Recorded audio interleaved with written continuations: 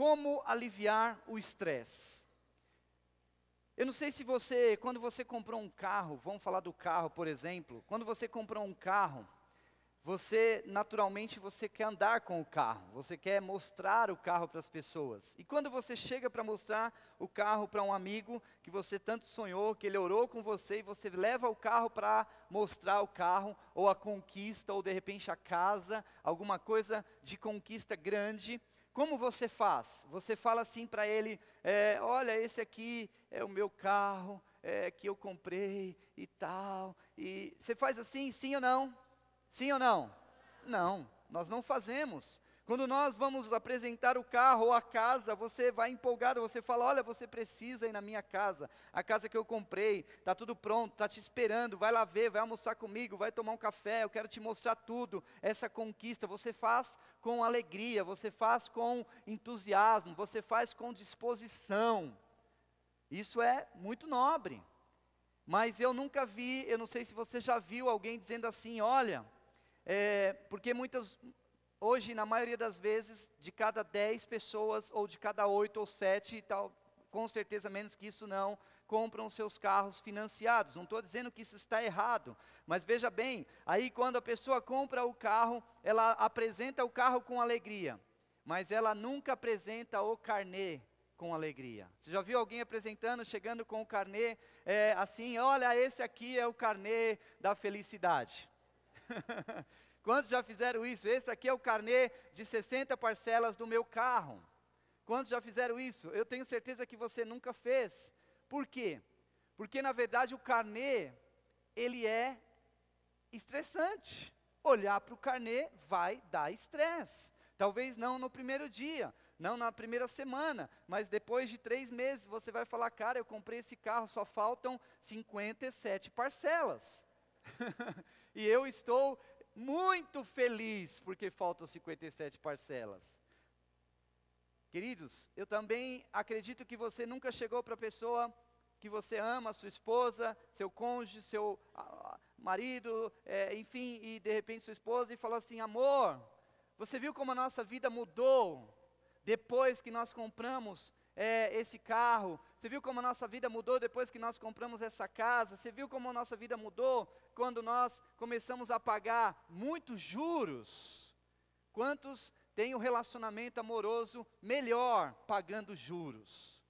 Eu não sei se você tem isso, mas talvez a sua esposa nunca fez essa declaração, amor, quanto você pagou de juros nessa casa? Quanto você pagou de juros nesse carro? Quanto você pagou de juros no banco, no cheque especial? Quanto você pagou de juros, amor? Isso melhora o nosso relacionamento amoroso. Alguém já fez isso?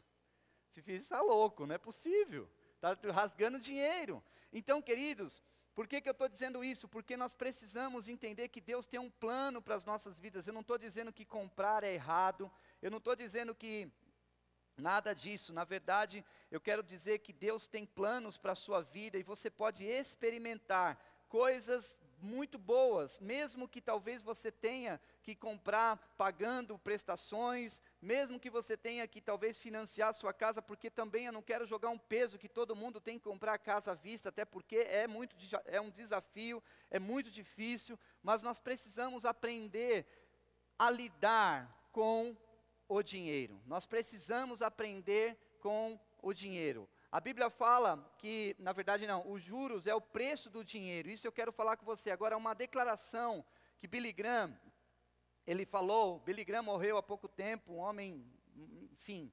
Ele disse o seguinte, se uma pessoa adquire atitude correta em relação a em relação ao dinheiro, isso ajudará a endireitar quase todas as outras áreas da sua vida. Olha a frase de Billy Graham, ele fala assim, se uma pessoa adquire atitude correta em relação ao dinheiro, isso ajudará a endireitar quase todas as outras áreas da sua vida. Os juros é o preço do dinheiro. Talvez você nunca ouviu falar na sua casa, você ouviu falar que a televisão tem um preço, você ouviu falar que o carro tem um preço, que a comida custa, seu pai talvez disse para você, menina, esse chinelo aí, que você tem, custa dinheiro, enfim, mas você nunca ouviu falar que o dinheiro custa, o dinheiro tem um preço. Eu não sei se você sabe, ele custa. O dinheiro não vem à toa. Por que que hoje os bancos estão ricos? Porque o banco vende dinheiro. As Casas Bahia vendem móveis. A loja de carro vende carro. E o banco vende dinheiro. Então nós precisamos aprender a lidar com o dinheiro, porque ele custa. Não podemos só achar que o dinheiro vem fácil nas nossas vidas e não tem um preço. Ele tem um preço. E o nome do preço do dinheiro é juros. Nós precisamos ter isso muito claro nas nossas vidas. Eu sei que muitos aqui são formados, cursaram faculdades, fizeram vários cursos, aprenderam a fazer o melhor na sua profissão, aprenderam a ser excelentes engenheiros, excelentes executivos, excelentes advogados, mas muitos não aprenderam a lidar com o dinheiro. Por quê? Porque a faculdade não ensina a lidar com o dinheiro. A escola não ensina a lidar com o dinheiro. Muitos de nós estamos vindo de uma família que também não ensinou os filhos a lidar com o dinheiro. Não, nós não aprendemos a lidar com o dinheiro. Nós só olhávamos, pedíamos e a nossa mãe, o nosso pai falava, olha, eu não tenho, só tem isso. E nós aprendemos a viver dessa forma. O que nós sabemos do dinheiro é que o dinheiro nunca dá para pagar tudo. O dinheiro nunca dá para fazer tudo. É o que nós sabemos sobre o dinheiro. Então nós não aprendemos a lidar com o dinheiro. Agora, se nós não aprendemos a lidar com o dinheiro, querido, nós vamos entrar no que a Bíblia chama de escravidão. Não tem como, nós precisamos ter revelação dessa palavra. O que eu mais oro nessa manhã, o que eu mais peço é que você não saia daqui conhecendo muito, expert em pagar suas contas, em receber, não, mas o que eu oro e a minha oração é que você saia daqui tendo revelação da importância de aprender a lidar com o dinheiro. O dinheiro precisa ser, assim, nós não podemos, tem que ser um aliado nosso, não contra nós. Agora, se isso não acontece, o que vai acontecer? Nós vamos entrar na escravidão. A Bíblia chama das pessoas que não sabem lidar com o dinheiro, a Bíblia chama de escravidão. Provérbios 22, 7 diz assim, o rico domina sobre o pobre, quem toma emprestado é escravo de quem empresta. O rico domina sobre o pobre. Vamos ler juntos? Domina sobre o pobre.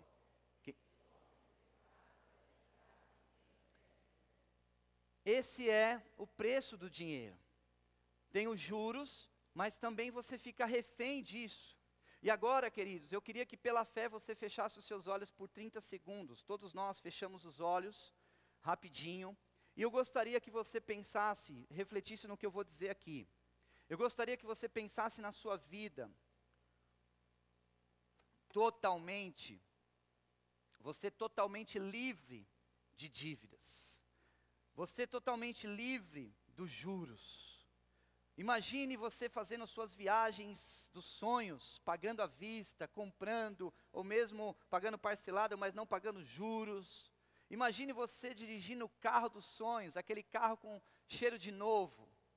Eu quero que você imagine tudo isso, imagine seus filhos na melhor escola, você morando na melhor casa, na melhor região, no melhor bairro. Imagine tudo isso. Por 20 segundos agora eu vou ficar em silêncio, eu quero que você reflita no que você acabou de ouvir.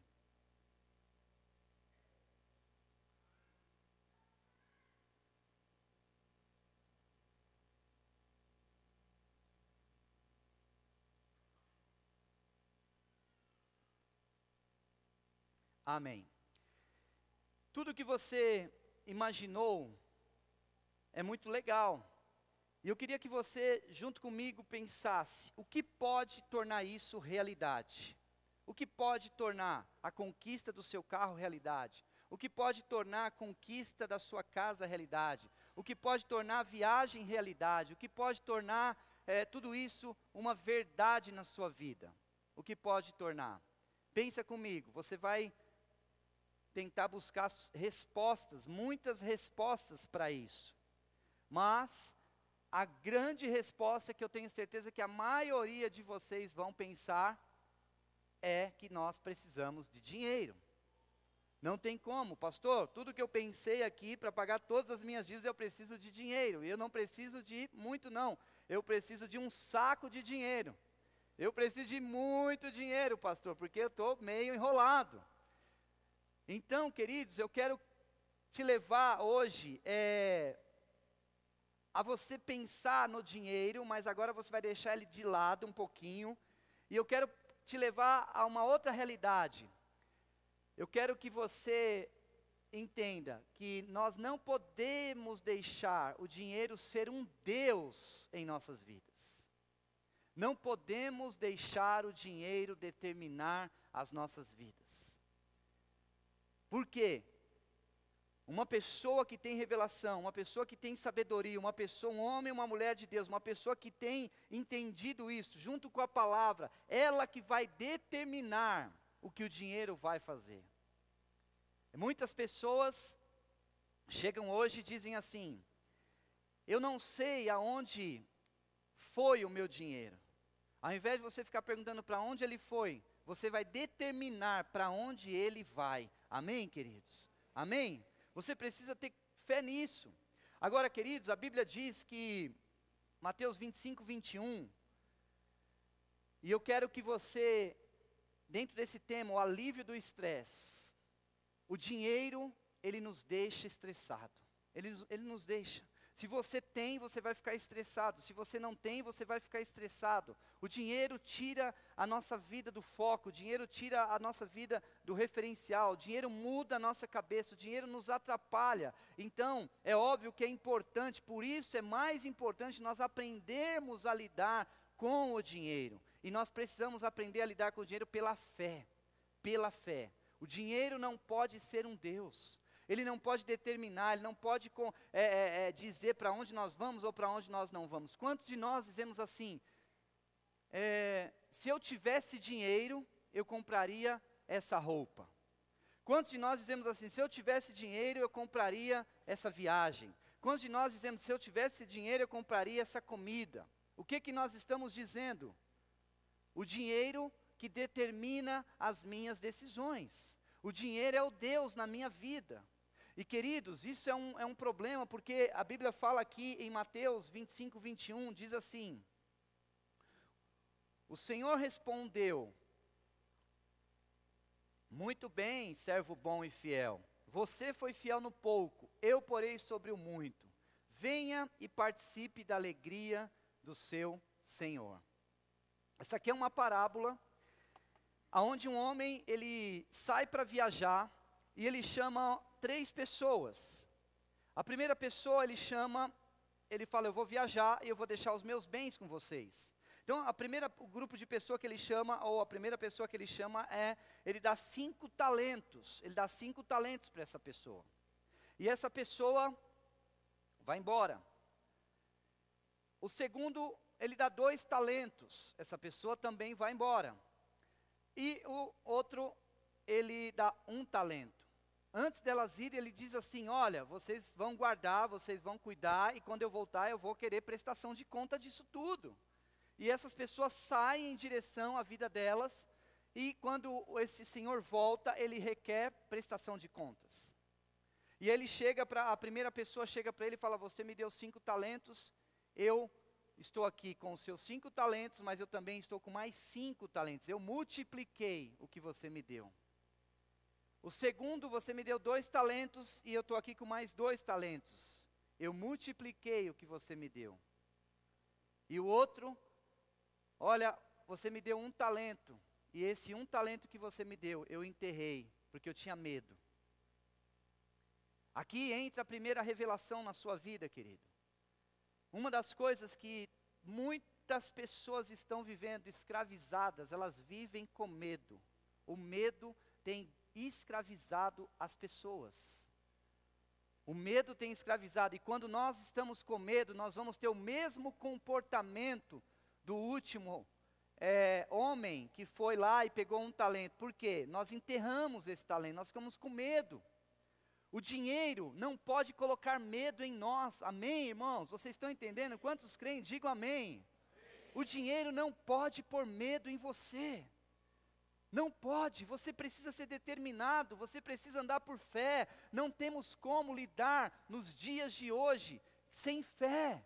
É importante você ter isso. Agora, essa pessoa aqui, ela recebeu uma palavra de maldição para a vida dela, porque ela ficou com medo. O medo pode trazer maldição para as nossas vidas. A primeira pessoa disse, o homem disse assim: servo bom e fiel, entra no gozo do seu Senhor. Você foi fiel no pouco, o muito será colocado sobre a sua vida. O segundo também, mas o terceiro não.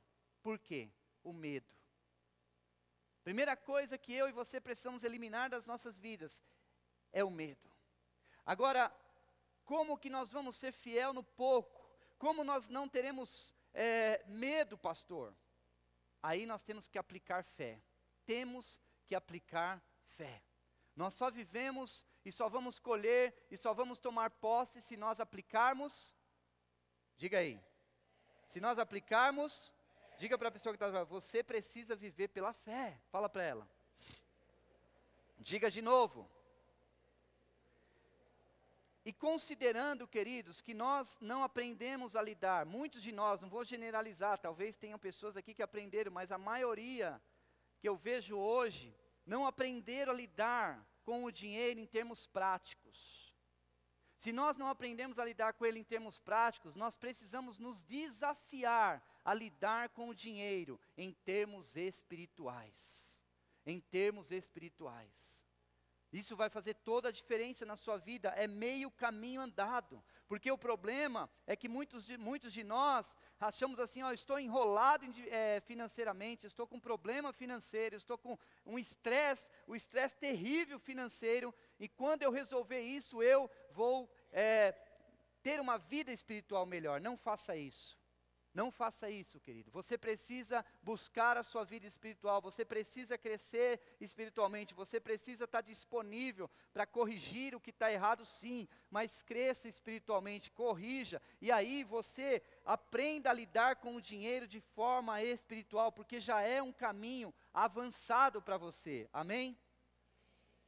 Então, se você não sabe lidar com o dinheiro de forma física, ou se você não sabe lidar totalmente, eu quero te encorajar, lide com o dinheiro de forma espiritual, amém? O dinheiro não pode vir primeiro em nossas vidas, a fé tem que vir primeiro em nossas vidas, a fé tem que vir primeiro sobre nós, amém? E eu quero rapidinho falar aqui algumas coisas para nós sairmos daqui com essa palavra bem consolidada no nosso coração. Existe um tripé que eu chamo, assim, na minha vida, que eu acredito ser a base da minha vida para o sucesso financeiro. Eu não sou a pessoa mais bem-sucedida do Brasil, financeiramente, mas eu não me considero a pior pessoa. Graças a Deus, há uma estabilidade que foi dada por Deus, foram anos construindo essa estabilidade, e hoje eu me sinto realizado, me sinto feliz, me sinto pleno. Não porque eu tenho muito ou porque eu não tenho. Na verdade, eu estou pleno porque eu entendi a minha vida, o meu contentamento em Deus. Então, a primeira base que eu quero falar com você é: menos é mais. Diga, menos é mais. Menos é mais. O que eu quero dizer com isso, queridos? Menos é mais é o seguinte: quando eu, na verdade, pago juros para o banco, eu estou pagando menos ou estou pagando mais? Estou pagando mais. Quando eu compro alguma coisa sem trabalhar essa compra, sem pensar nela, sem planejar, eu estou pagando muito caro por ela. Então, nós precisamos pensar que se eu, por exemplo, comprar melhor, vai sobrar mais dinheiro. Se eu souber negociar, vai sobrar mais dinheiro. Se eu pensar, vai sobrar mais dinheiro. Nós precisamos pensar nisso, menos é mais. É muito importante nós pensarmos nessa condição. Porque quando nós entendemos isso, nós começamos a entrar num ciclo de prosperidade, de abundância, de transbordar de Deus. Deus, Ele quer, deseja que eu e você sejamos prósperos em toda a nossa vida financeira, amém? Ele quer, Ele deseja isso, mas nós precisamos ter essa noção espiritual, que menos é mais em Deus. Deus, a conta bíblica não é uma conta 1 mais 1 é 2. Com Deus é diferente. Talvez você semeia 1, talvez não, você semeia 1 e colhe 10. Olha o conceito de Deus. Eu sei que por mais que nós tenhamos fé, e todos nós devemos crescer em fé, ninguém aqui é doido de ficar rasgando dinheiro. Ninguém vai rasgar dinheiro. Vou rasgar uma nota de 100 reais. Ninguém vai fazer isso. Eu lembro uma vez que o pastor amigo meu, ele me contou essa história, que eles fizeram uma campanha na igreja, e aí eles oraram lá e arrecadaram muito dinheiro nessa campanha, para um projeto específico.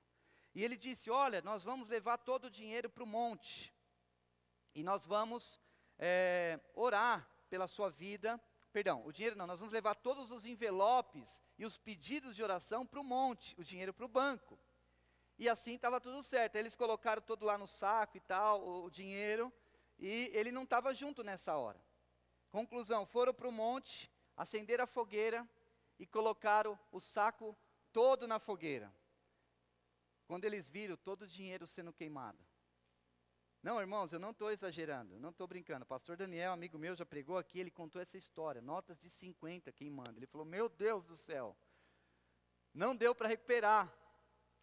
Então, veja bem, na verdade nós não estamos loucos, rasgando dinheiro, mas nós precisamos entender o que vem a ser menos é mais. Nós precisamos entender que com Deus, às vezes, queridos, menos, que eu posso estar numa condição hoje um pouco menor, mas eu estou me preparando para estar numa condição um pouco melhor, porque eu estou me organizando. Isso é muito importante. Isso é muito, muito interessante. Outro ponto que eu quero falar aqui, dar é melhor do que receber. Kenneth Hagin diz o seguinte, o problema não é o crente ter o dinheiro, o problema é o dinheiro ter o crente. Isso é muito antigo, mas Kenneth Hagin disse isso. O problema não é o dinheiro, o problema não é o crente ter o dinheiro, o problema é o dinheiro ter o crente. O que isso significa? De fato, queridos, quando a Bíblia fala tanto de dinheiro, e nós pensamos o seguinte, o dinheiro é um problema? Não. O problema é como nós estamos lidando com o dinheiro. O problema é como nós estamos vivendo com o dinheiro. O problema é como isso está afetando as nossas vidas nos dias de hoje. E eu tenho certeza, queridos, que nesse ponto de o melhor dar do que receber, eu, pela fé, tenho experimentado isso já há alguns anos. E quando nós falamos de dar, não pense só na igreja. Pelo amor de Deus, tire essa mentalidade medíocre de pensar só que eu tenho que dar para a igreja. Não. Quando eu estou falando de se doar, nós podemos nos doar para pessoas.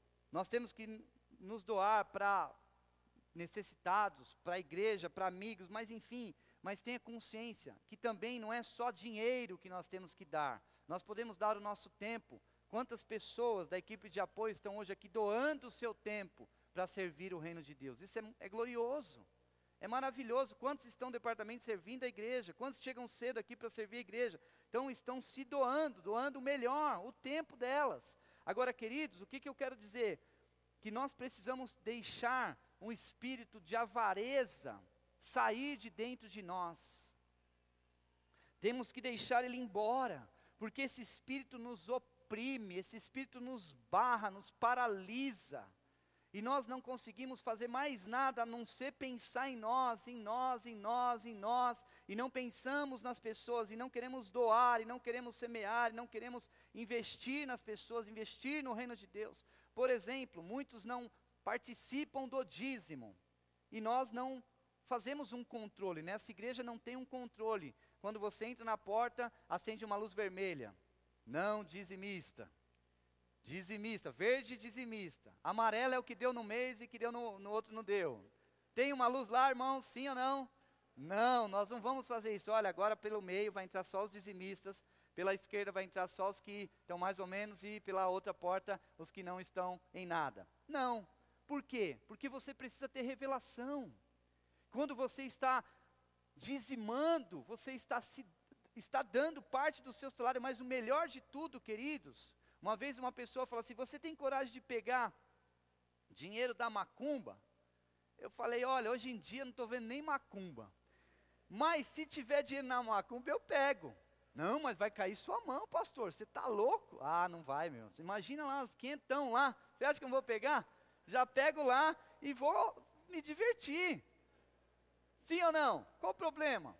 Veja bem, queridos, eu acredito que o mesmo dinheiro que passa nas nossas mãos, que chega na igreja, foi usado para pagar roubos, foi usado para pagar assassinatos, foi usado pelo crime, foi usado para comprar tantas coisas. O dinheiro, a cédula, o processo dinheiro físico, ele realmente, ali tem algo por trás do dinheiro. Mas eu quero dizer uma coisa para você, creia nisso que eu vou dizer.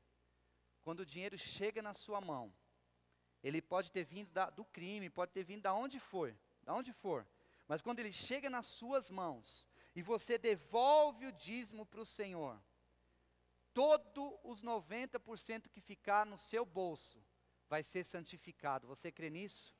Vai ser santificado. E aí, queridos, nós entramos naquele conceito de menos é mais. Por quê? Porque daí o que vai acontecer? Eu tinha 90, mas agora eu tinha 90, devolvi 10, eu vou ficar com 110, 120, Deus vai prosperar, as janelas dos céus vão abrir sobre a sua vida. Amém, queridos? Você toma posse disso? Então, entre nesse processo, não fique de fora. E o outro ponto aqui, o último ponto, é autocontrole. Autocontrole. A Bíblia diz, Provérbios 25, 28, diz assim: como a cidade com seus muros derrubados, assim é quem não sabe dominar-se. Como a cidade com seus muros derrubados, assim é quem não sabe dominar-se. Veja bem, eu não sei se você já foi criança. Quantos já foram criança? Claro, pastor, todos nós somos crianças. Mas é que tem umas crianças que já ficam adulto rápido. E tem uns adultos que ficam criança a vida toda. Essa é a confusão na minha cabeça. Mas vamos lá. Toda criança, a maioria das crianças são impulsivas em relação a doces, a relação a brinquedos.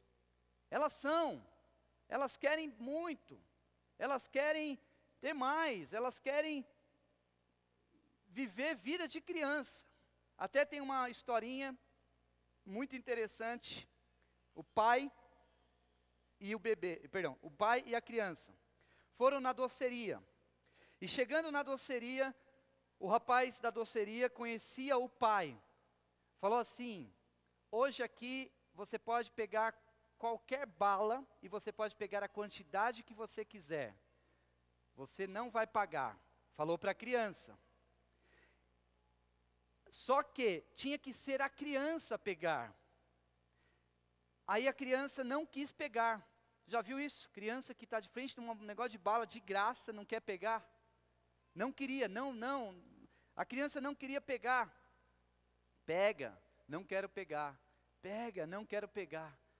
E o pai, menino, pega a bala, ele está te dando, aproveita, nós vamos economizar e tal. Pega, ele não queria pegar. Enfim, conclusão, ele não pegou.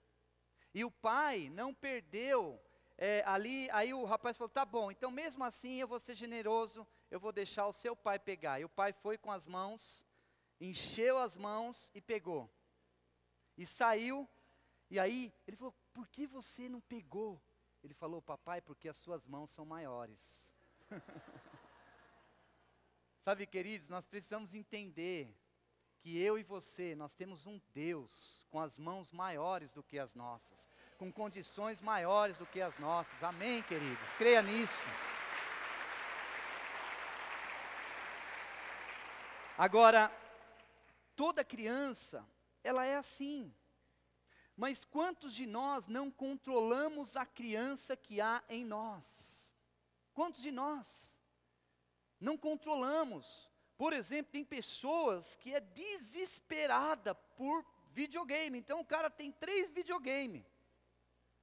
Não estou dizendo que está errado, ele é aquela eterna criança ali.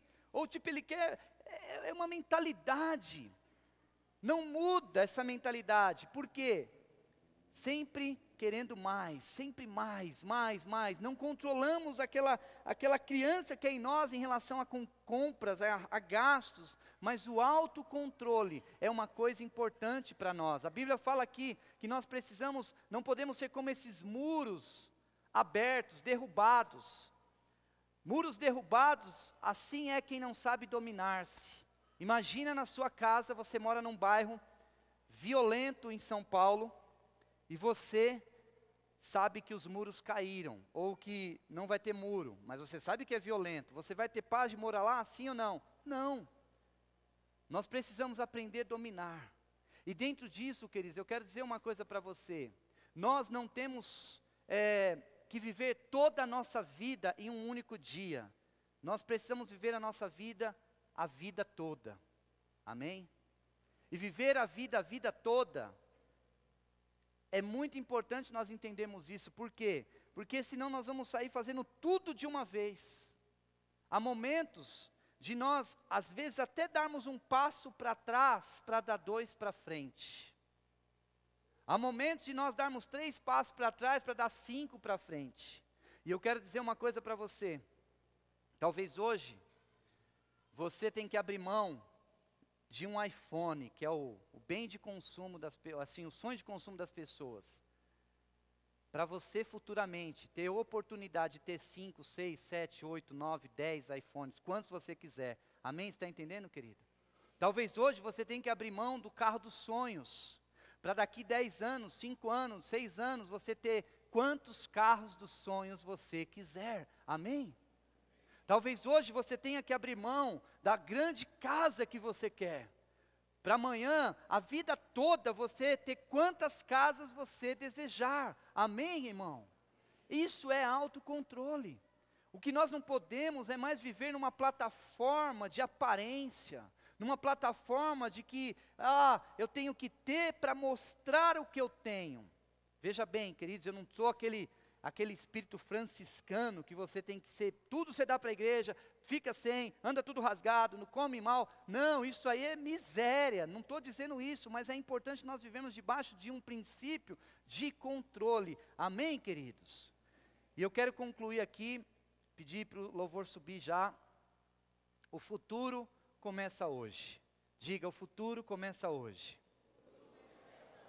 Josué 3:5 diz assim: Josué ordenou ao povo: santifiquem-se, pois amanhã o Senhor fará maravilhas entre vocês.